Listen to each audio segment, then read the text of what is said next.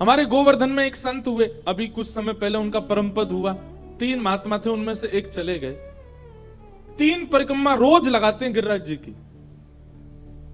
हम एक लगा लें तो फिर 6 महीना गिरिराज जी की तरफ देखते नहीं है। एक परिक्रमा लगाने के बाद फिर 6 महीना तक गिरिराज बाबा जय हो, 6 महीना बाद आवेंगे। अब 3 परिक्रमा प्रतिदिन, मतलब उनका नियम क्या है, एक परिक्रमा पूरी होते ही फिर दूसरी प्रारंभ हो जाती है, दूसरी पूरी होती, तीसरी प्रारंभ होती, तीसरी जब तक पूरी होती है तब तक पहली परिक्रमा का समय आ जाता है। थोड़ी देर के लिए आराम करते हैं, फिर उठ करके स्नान करके फिर परिक्रमा। परम आनंद में रहते हैं, परम सुख में रहते हैं। हमारी स्थिति देखो, यहां कथा 21 को विराम देंगे, 22 से हापुड़ में शुरू करेंगे, 29 को हापुड़ में विश्राम करेंगे, 28 को हापुड़ में विश्राम करेंगे, 29 से वृंदावन में शुरू करेंगे, 5 को वृंदावन में विश्राम करेंगे, 6 से ऋषिकेश में प्रारंभ करेंगे। ये तो अभी ऐसा है क्रम। कई कई कथाओं का क्रम पता है कैसा है, सुबह एक जगह विश्राम करेंगे, शाम को जाके दूसरी जगह प्रारंभ करेंगे। कई बार तो ऐसा भी है। हमारे जो सब कथाओं का देखते हैं, अभी वो कुछ दिन पहले उनका फोन आया, बोले महाराज जी एक निवेदन था। मैंने कहा बताओ। बोले ऋषिकेश की जो कथा है, ऋषिकेश में हम कथा अधिकतर सुबह ही करते हैं। क्यों? पूरा दिन हमको थोड़ा भ्रमण के लिए चाहिए होता है। वहां बड़े अच्छे अच्छे आश्रम, गुप्त गुप्त उनमें क्या कहते हैं उनको, गुफाओं में संत हैं, उनका पता है मुझे कहाँ कौन बैठे, उनसे मिलने जाएंगे, दर्शन करने जाएंगे, गंगा जी की गोद में थोड़ी देर बैठेंगे, हिमालय पर थोड़ी देर भ्रमण करना। इसलिए हम सुबह ही कथा करते हैं ऋषिकेश में। तो हमारी जो कथाओं का देखते हैं, उनका फोन आया, बोले महाराज जी एक निवेदन था। मैंने कहा बताओ। ऋषिकेश में ऐसा हो सकता है? मैंने कहा क्या? सुबह आपकी भागवत है। मैंने कहा अच्छा। शाम 4 बजे से भक्तमाल कर दो गंगा जी के उस पार। मैंने भैया कर तो दूंगा, लेकिन हूं तो मैं इंसान, वैसी हम मशीन तो बनी गए ठाकुर जी कथा गा गा के। पर इतनी भी मत करो कि भाई एक दिन में 4-4 घंटे की 2 समय, और वो भी अलग अलग विषय, सुबह भागवत जी, शाम को भक्तमाल। क्योंकि फिर समय भी नहीं है आगे बहुत समय तक किसी को देने के लिए। तो फिर वो बोले कि इसी में ही हो जाए। मैंने कहा नहीं, हमको एकांत, फिर क्या है, हम न्याय नहीं दे पाएंगे एक विषय को। अब भागवत जी को न्याय देने लगे, मन में चिंतन चलेगा, शाम को उस भक्त का चरित्र भक्तमाल में सुनाना है, तो फिर वो एक विषय को न्याय मिलना चाहिए, उसके लिए इतना समय तो चाहिए।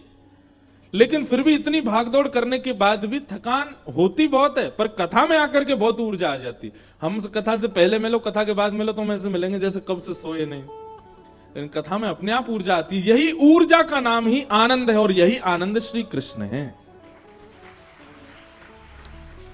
आप चाहे कैसी स्थिति में हो, लेकिन कोई कह दे चले वृंदावन, तो वृंदावन का नाम सुनते ही ऊर्जा यदि लगने लगती हो चित्त में, वृंदावन का नाम सुनते ही बस मन ऐसा हो जाता हो कि बस चलो, समझ जाना ठाकुर जी चित्त में ही बैठे हैं आपके, तभी ये ऊर्जा का अनुभव कर पा रहे हो आप।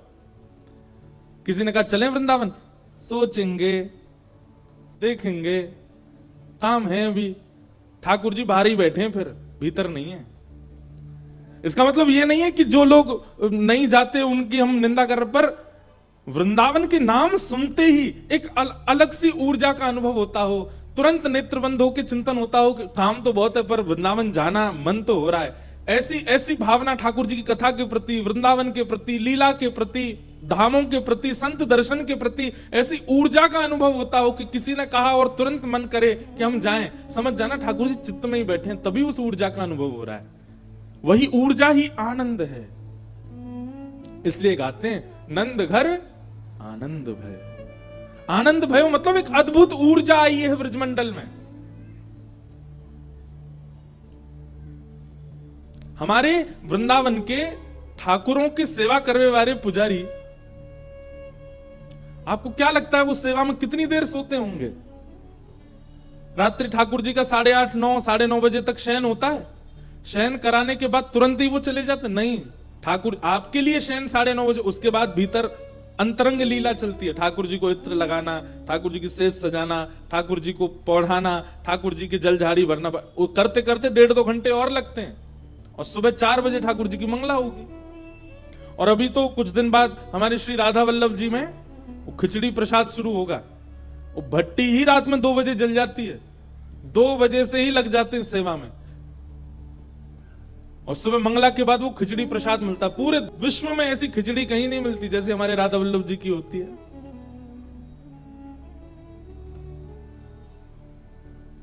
इतने कम आराम के बाद भी यह ऊर्जा जो है यही श्री कृष्ण है। अभी नहीं पता चलेगा, परसों जब कथा विश्राम होगी ना आप यहां, उसके बाद जो अनुभव होगा ना, ऐसा लगेगा कि जैसे हमारा क्या चला गया, क्या छूट गया। एक विचित्र सा आलस लगेगा, विचित्र सा भाव हो जाएगा, मन नहीं लगेगा। समझ जाना, कृष्ण आए थे 7 दिन हृदय में विहार करके अब चले गए। लेकिन कोई कोई ही ऐसे होते हैं जो 7 दिन में आए हुए कृष्ण को भीतर ही गुप्त कर लेते हैं, जाने नहीं देते, उसके बाद भी उसी ऊर्जा में ही रहते। हम पर बहुत बड़ी कृपा है ठाकुर जी की, हम कथा वक्ता हैं। कभी कभी हम आप लोगों का विचार करते हैं, कथा विश्राम होने के बाद हम भी कथा कराते हैं ना साल में एक बार। इस बार है 15 दिसंबर से 21 दिसंबर, परम पूजनीय प्रातः स्मरणीय श्री मलुक पीठ वाले पूज्य श्री राजन दास जी महाराज की कथा है। गत वर्ष पूज्य श्री तुलसी पीठाधीश्वर पूज्य श्री राम भद्राचार्य जी महाराज की कथा थी, उससे पूर्व भी उन्हीं की थी। 2 साल महाराज जी की हुई, फिर उससे पहले 2 साल श्रीमद जगत गुरु रामानुजाचार्य श्री राघवाचार्य जी महाराज की कथा हुई। हर वर्ष कथा होती है हमारे यहाँ। हम साल भर पूरी दुनिया को कथा सुनाते हैं और फिर साल के विश्राम में हम और पिताजी दोनों यजमान बन के कथा सुनते हैं। वह अनुभव लेने के लिए कि श्रोताओं के साथ कैसा अनुभव होता है, यजमान को कैसा लगता है। और जबकि 8वें दिन से हमारी भी कहीं कथा है, पर 7वें दिन इतना हृदय भारी लगता है कि अब कथा विश्राम हो जाएगी, नेत्र सजल हो जाएंगे। घर में ऐसा लगता है कि जैसे मानो कुछ कुछ छूट गया हो। जो महाराज जी कथा करने आते हैं, मन नहीं करता कि ये जाएं, ऐसा करता यहीं रह जाएं, जबकि अपनी भी कथा है कल से कहीं और। लेकिन फिर भी श्रोताओं का जो वो विरह होता है ना, जो वो भाव होता है, वो अनुभव करके बहुत सुख मिलता है।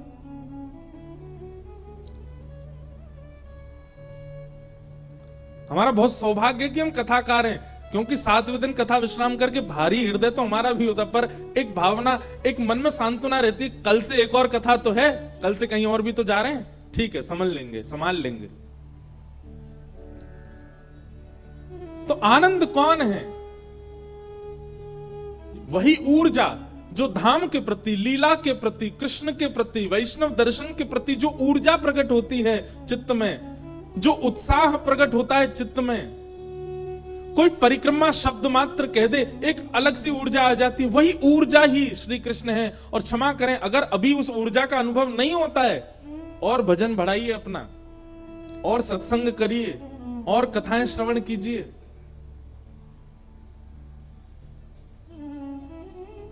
चैतन्य महाप्रभु के विषय में आता है कि चैतन्य महाप्रभु बैठे होते थे किसी कार्य में, और कोई यदि पास आकर के केवल कृष्ण कह देता था, कृष्ण शब्द सुनते ही दोनों भुजाएं खड़ी हो जाती थी, नेत्र सजल हो जाते थे। हाँ नाथ, हाँ नाथ, हाँ कृष्ण। ऐसी ऊर्जा। कोई वृंदावन का नाम ले देता था तो मीराबाई उस दिशा की ओर दौड़ने लग जाती थी जिस दिशा में वृंदावन है। ऐसी ऊर्जा। ये ऊर्जा बताती है कि चित्त में ठाकुर जी हैं।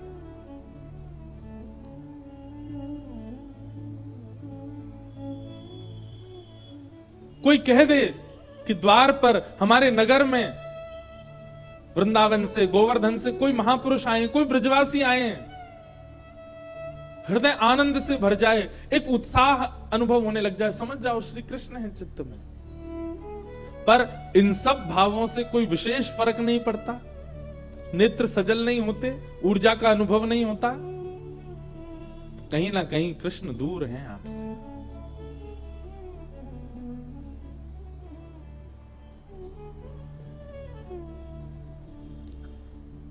पूज्य मुरारी बापू एक बार हमारी कथा में आए थे,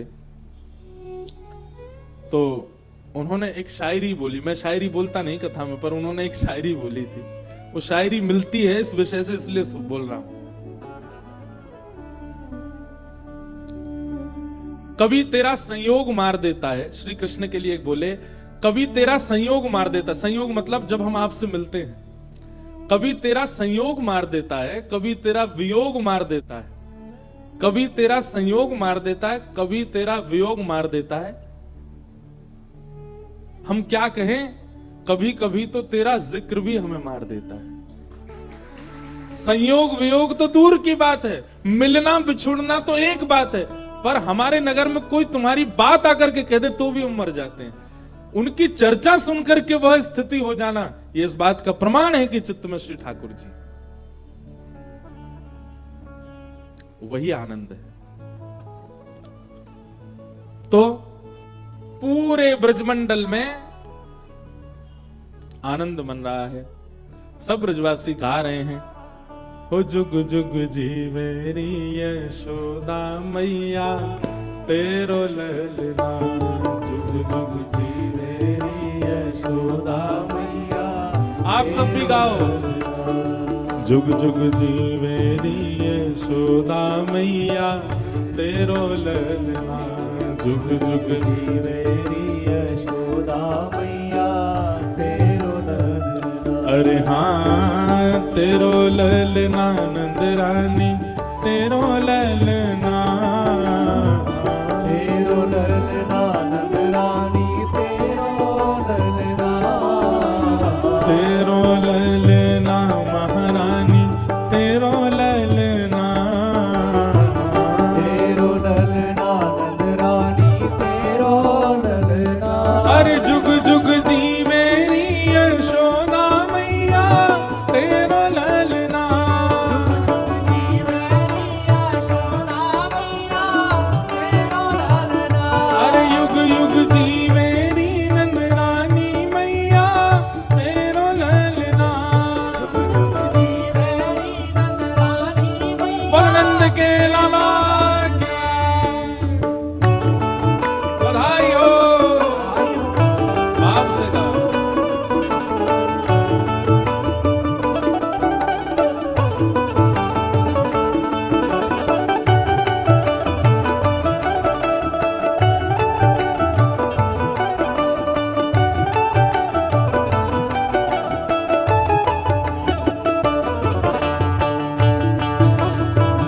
बोल नंद के लाला की, कृष्ण कन्हैया लाल की। सब ब्रजवासी गए हैं आशीष देने ठाकुर जी को, हमारे ब्रज को उजियारो प्रगट भयो है। सब कह रहे हैं, ओ धन्य घड़ी जब होए यशोदा मैया कह के बोले, ये घड़ी जब होए यशोदा मैया कह के बोले। धन्य घड़ी जब होए यशोदा मैया कह के बोले, ये घड़ी जब होए यशोदा मैया कह के और? बोले। नूपुर बांध दो चरणन में घुटमन घुटमन डोले, नूपुर बांध दो चरणन में घुटमन घुटमन डोले। नूपुर बांध दो चरणन में घुटमन घुटमन डोले, नूपुर बांध दो चरणन में घुटमन घुटमन डोले। पकड़े बाबा की उंगरिया तेरो ललना, पकड़े बाबा की उंगलिया तेरो ललना। पकड़े बाबा की उंगरिया तेरो ललना। पकड़े बाबा की उंगलिया तेरो ललना।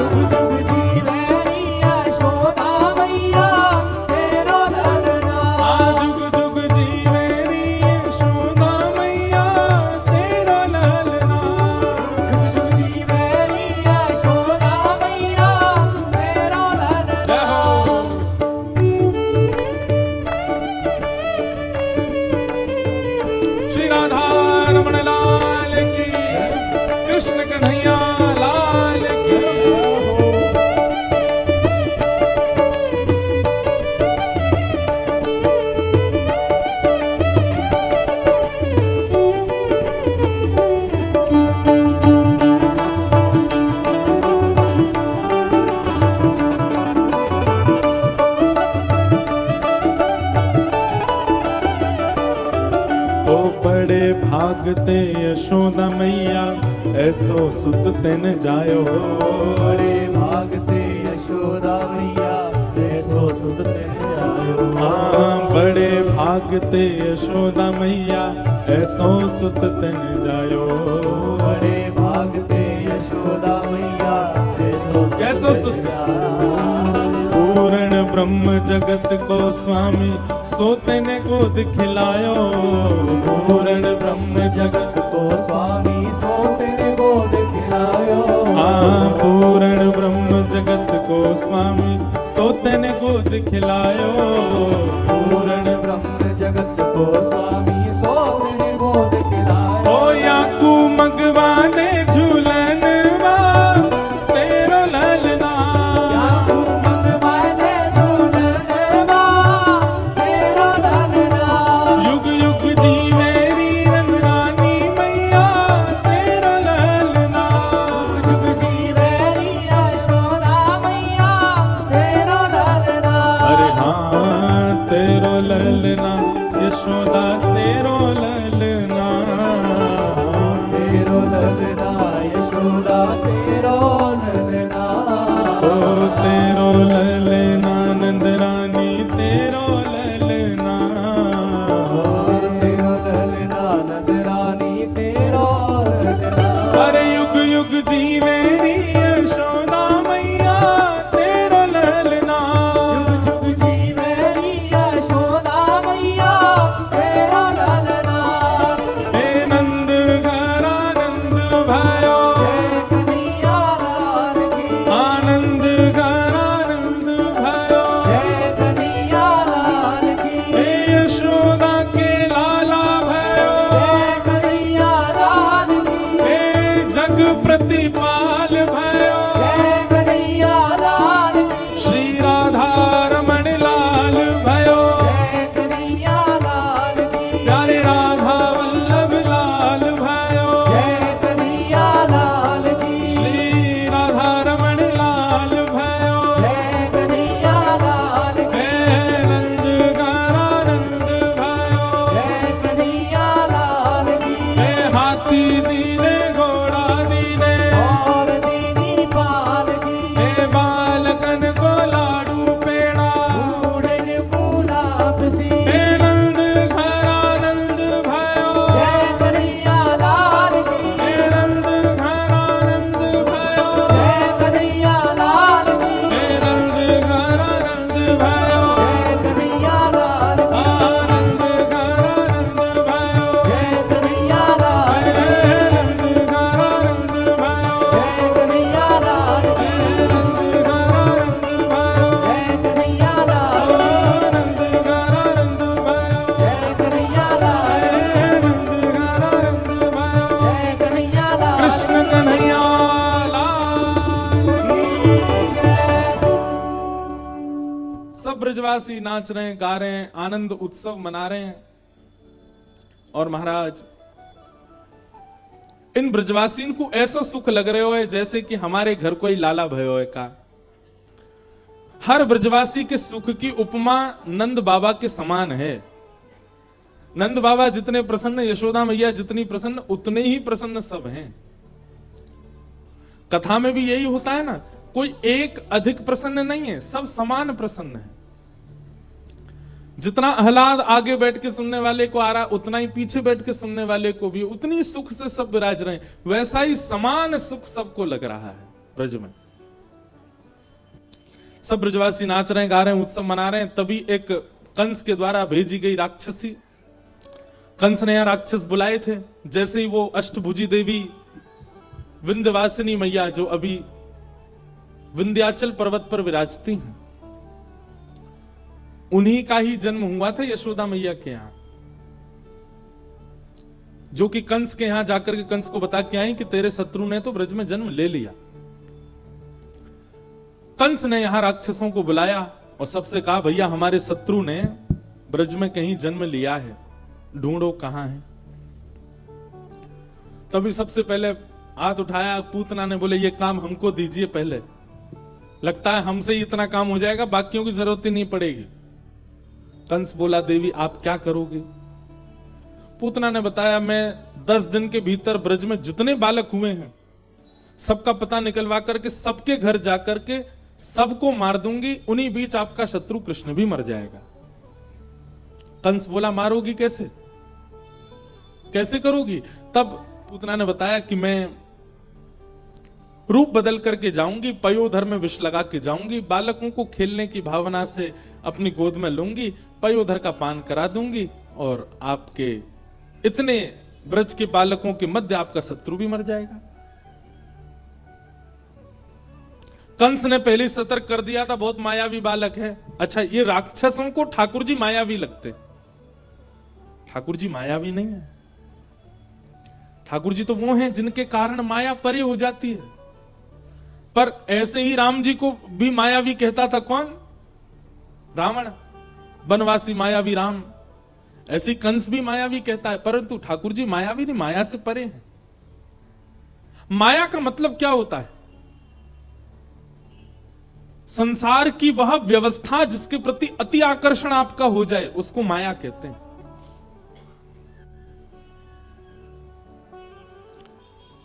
पूतना बोली, आप चिंता मत करो, मैं तो बस जाती हूं और आपके शत्रु को मार के आती हूं। पूतना रूप बदल करके गई, जितने बालकों ने जन्म लिया ब्रजमंडल में, सबके घर जा जा करके सुंदरी बन करके गई थी, तो सब उस पर विश्वास कर लेते थे।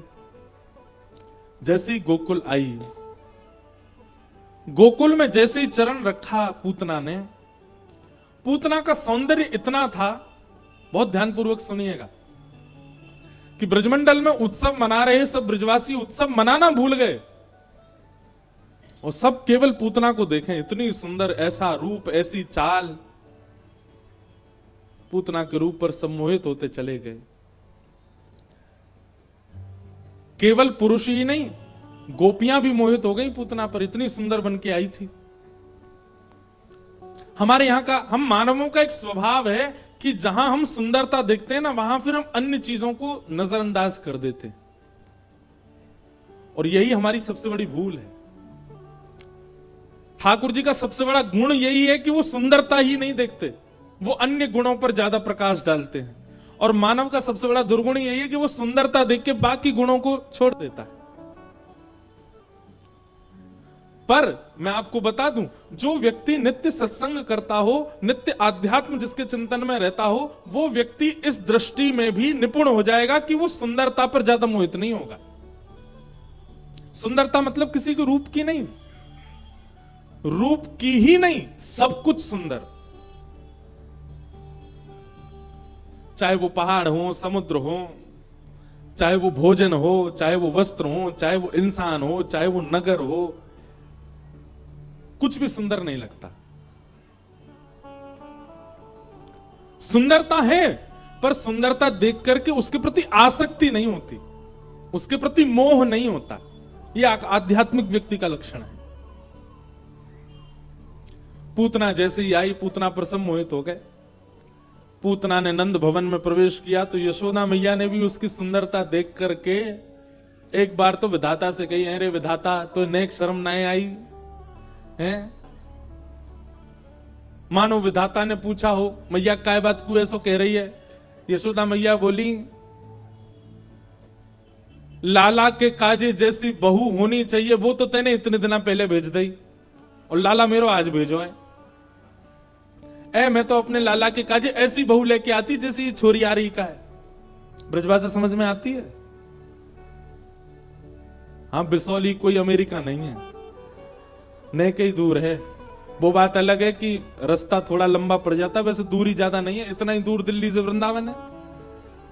वृंदावन से कितना दूर होगा? बिसौली 200 है, हाँ तो 160 दिल्ली है। तो बस रास्ता डबल हो जाए तो उतना ही समय लगेगा, ज्यादा समय नहीं लगेगा।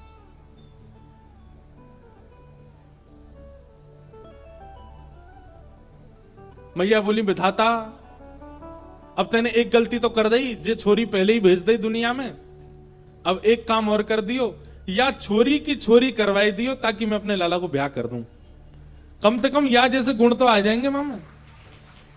आप लोग भी धन्य हो, बताओ, पूतना की छोरी के काजे ताली बजा रहे हो हैं? पूतना की छोरी तो ब्याह कराओगे ठाकुर जी को? ठाकुर जी गोद में लेटे। अच्छा, ठाकुर जी की आयु कितनी है? 6 दिन के हैं लाल जी। 6 दिन के ठाकुर जी और गोद में पौड़े पौड़े सोच रहे हैं, मैया रुक जा भाई, तेरी बहू के मुख दिखाऊं मैं तो। नेक देर रुक जा, इतनी जल्दी आकर्षित मत होवे कोई के मुंह पे। मन ही मन सोच रहे हैं ठाकुर जी 6 दिन आके। पूतना आई। यशोदा मैया बोली, अरे बहन पहली बार देखी हो तुम? पूतना बोली, हाँ जी मैं पास के गांव ते आई हूं, मुझे पता चली कि आपके लाला भयो तो वह लाला को आशीष देवे आई हूं। यशोदा मैया बोली, अरे आपको ही लाला है, ले आओ। और देते देते पूछ भी रही हैं, अच्छा ब्याह है गयो आपको? पूतना बोली, हाँ ब्याह तो है गयो। अच्छा बालक बच्चे भय कि ना भय? बुरे ना है अभी तो ना है भाई, अभी ब्याह भयो मेरो। अगर लाली है जाए तो मुझे निमंत्रण जरूर दे दियो। पूतना भी मन ही मन सोच रही है, ये का ख्वाब बना रही है। मैया के मन में तो ये भावना है कि पूतना को एक अंश भी या की लाली में आ गए तो वो कितनी सुंदर होगी। सोचो कितनी सुंदर बन के गई पूतना। यशोदा मैया सामान्य नहीं है। यशोदा मैया ठाकुर जी का पालन करने वाली एक प्रकार से आचार्य हैं। वो किसी पर मोहित हो रही हैं तो सोचो पूतना का रूप कितना सुंदर होगा। यशोदा मैया ने लाला दिए, कोई काम से यशोदा मैया चली गई बाहर और पूतना को अवसर मिल गया। पूतना ने जैसे ही ठाकुर जी को देखा, मैं यहां एक बात कहता हूं बंधुओं, लीला एक बात है पर इस लीला से हम कुछ सीख रहे हैं ना, वो समझिएगा। पूतना का कितना बड़ा दुर्भाग्य है कि पूतना को सबने देखा, पूतना पर सब आकृष्ट हो गए, पर जिसको आकृष्ट करना चाहिए था वो आकृष्ट नहीं हुआ। ठाकुर जी को जैसे ही पूतना ने देखा, 6 दिन के ठाकुर जी ने छोटे छोटे हाथों से ऐसे अपनी आंख बंद कर ली, पूतना को नहीं देखा। अरे ये संसार रीझ है।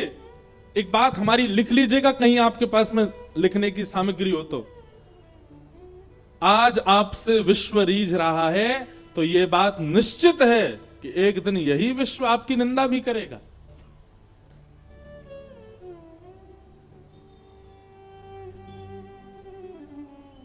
हम कथा सुनाते हैं, इतने सारे लोग प्रेम करते हैं, इतने सारे लोग स्नेह देते हैं।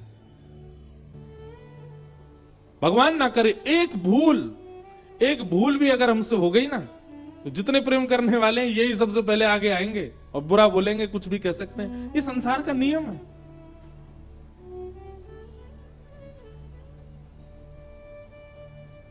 उस संसार को रिझाने के प्रयास क्यों करना, प्रयत्न क्यों करना? हम कथा 9 साल से कर रहे हैं, 18 वर्ष की आयु से कथा कर रहे हैं, और वही कथा कर रहे हैं जो 9 साल पहले करते थे, पर सुनने लोग अब लगे।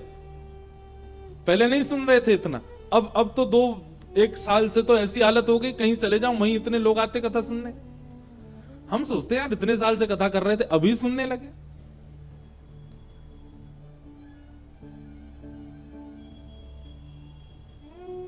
कोई प्रयास नहीं किया सबको रिझाने का, वो सामान्य कथा, और ऐसे ही करते रहेंगे जीवन भर।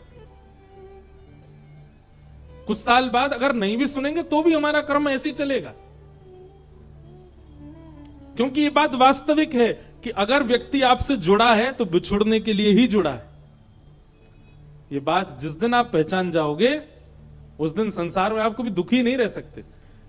बहुत स्नेह मिलने पर ज्यादा प्रसन्न फूलना नहीं, और अपमान हो जाने पर दुखी होना नहीं। यह संसार का एक सूत्र है और यह केवल आध्यात्म पद से ही आप सीख सकते हो।